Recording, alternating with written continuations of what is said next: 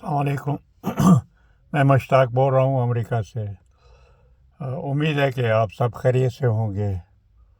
हस्ब मामूल मैं कुछ न कुछ अपने ख़यालात का इज़हार करता रहता हूँ। गो कि अभी तक इस पर कोई अमल तो नहीं हुआ और ना ही कोई करीब में होने का इम्कान है, लेकिन बहरहाल हम अपना फ़र्ज़ अदा कर रहे हैं। आगे क्या होता है ये अल्लाह ताला की मर्ज़ी है। मैं अभी ही चंद दिन हुए पाकिस्तान से आया। मैं एक मकसद के लिए गया था और वो एक अरसे से है कि पाकिस्तान के अंदर जिस तरह भी हो इनहेरिटेड गवर्नमेंट और उनके एफिलेट को माइनस कर दिया जाए। खैर ये काम इतना आसान नहीं जितना कि मैं कहता हूँ, लेकिन इतना मुश्किल भी नहीं है कि जितना इसको बना दिया गया है। अगर अवाम इसके लिए तैयार है और अल्लाह अकबर का नारा लगा के बाहर निकल कर इस काम को करना चाहे तो ये कोई मुश्किल भी नहीं है। बहुत से तरीके आजमाए गए, सियासतदान, डिपार्टमेंट्स और जो भी मुनासिब ज़राए थे उनको इस्तेमाल किया गया, लेकिन मसाइल हल होने की जगह ज़्यादा होते जा रहे हैं। हालात ख़राब होते जा रहे हैं।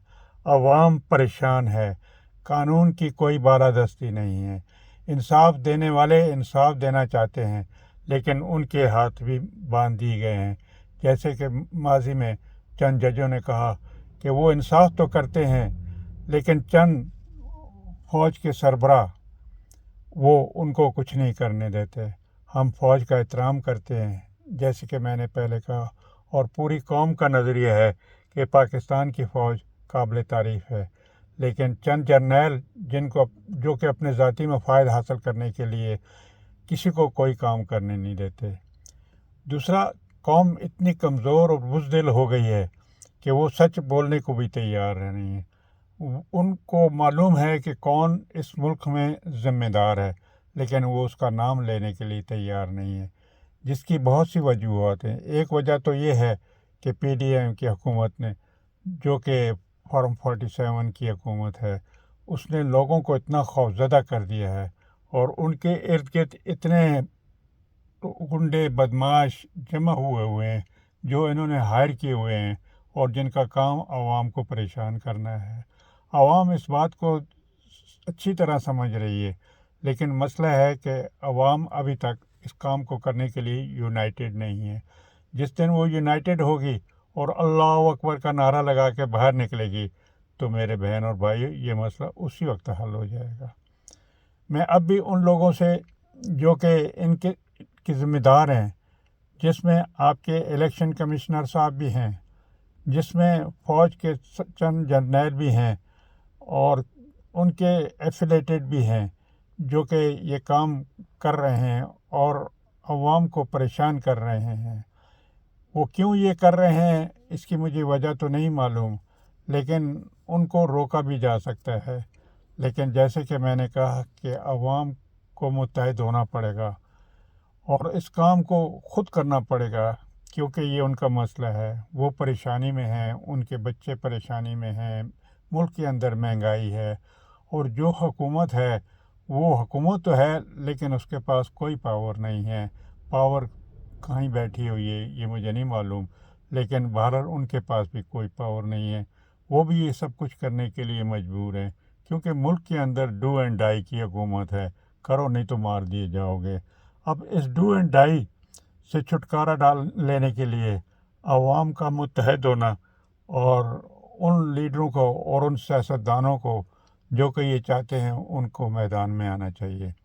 मुझे अफसोस है PTI की लीडरशिप पर कि वो बजाय बाहर निकलने, आवाम को तैयार करने की बजाय वो ख़ुद गारों में छुप गई है और अपना बचाव कर रही है। उनको मालूम होना चाहिए कि उनकी इस हरकत से उनके मुखालिफ मुस्तफ़ीद हो रहे हैं और वो दिन ब दिन गलत काम कर रहे हैं, कानून को तोड़ रहे हैं और किसी की कोई बात नहीं है। अदालत कोई फ़ैसला देती है तो उसको नहीं मानते। और उसकी एक और वजह भी, जैसे कि मैंने कहा कि इनहेरिटेड गवर्नमेंट, شریف زرداری، یہ دو ایسے ملک کے اندر ناسور ہیں کہ جب تک ان کو مشرقی پاکستان مجیب الرحمن کی طرح ختم نہیں کیا، حالانکہ وہ محب الوطن آدمی تھا، تو اس وقت تک یہ نظام ٹھیک نہیں چلے گا۔ آیا قوم اس کام کے لیے تیار ہے کہ ان کو مائنس کیا جائے، ان شہزادوں کی حکومت ختم کی جائے، اور ان کو جنہوں نے سب کچھ ہیپٹوسائز کیا ہوا ہے، انہوں نے تمام ڈپارٹمنٹ اپنے قبضے میں کیے ہوئے ہیں، اور وہ جو چاہتے ہیں وہ کرتے ہیں۔ یہ بھی زیادتی ہے کہ ملک کی سب سے بڑی پارٹی سے زبردستی حکومت چھین لی گئی ہے اور اس کو کہہ رہی ہے کہ آپ معافی مانگیں۔ بڑے مزے کی بات ہے، پہلا کام تو میں نے کبھی ایسی بات سنی نہیں، جس کی کیا وجہ ہے؟ ہو سکتا ہے کہ میں ملک سے باہر رہتا ہوں اور یہاں پر کوئی ایسا کام نہیں ہوتا۔ یقین جانیں، امریکہ دنیا کا بہترین ملک ہے، بہترین ملک ہے، اور ہیومینٹی کے لحاظ سے، ہیومینٹیرین لحاظ سے، ہر لحاظ سے وہ نمبر 1 ہے۔ اگر چند سیاستدان یہاں بھی پاکستان کی طرح ہیں تو اس کا مطلب یہی نہیں کہ پوری قوم، پورا ملک اس کا ذمہ دار ہے۔ میں جانتا ہوں کہ وہ کون ہے، لیکن انشاءاللہ نومبر کے اندر ان کو صفایا کر دیا جائے گا، اور ہو سکتا ہے کہ اس کی جگہ بائیڈن کی جگہ کوئی بہتر انسان آ جائے، لیکن اس کے لیے ہم کوشاں ہیں۔ ہم ان لوگوں میں نہیں ہیں کہ ہم کہتے کچھ ہیں اور کرتے کچھ ہیں۔ ہم جو کہتے ہیں وہ کرتے ہیں، اور کاش کہ پاکستانی عوام بھی جو کہے وہ کرے، لیکن وہ کیا کہتی ہے ابھی تک میری سمجھ میں تو نہیں آیا۔ کہ 25 کروڑ عوام سے 25 آدمی قابو نہیں آ سکے تو وہ اور کیا کریں گے؟ میرے بھائی، اپنے مسائل حل کرنے کے لیے سوچو۔ یہ مسائل آپ کے ہیں اور ان مسائل کو آپ نے حل کرنا ہے۔ کوئی سیاستدان، کوئی ایسا عنصر اس کام کے لیے تیار نہیں ہے کہ وہ آپ کے لیے قربانی دے۔ آپ کو اپنا مسئلہ حل کرنے کے لیے اس کی خود قربانی دینی پڑے گی، اور یہ مسئلہ ٹیبلوں پر نہیں حل ہو رہا، کسی طریقے سے نہیں حل، تو پھر اس کا متبادل میدان ہے۔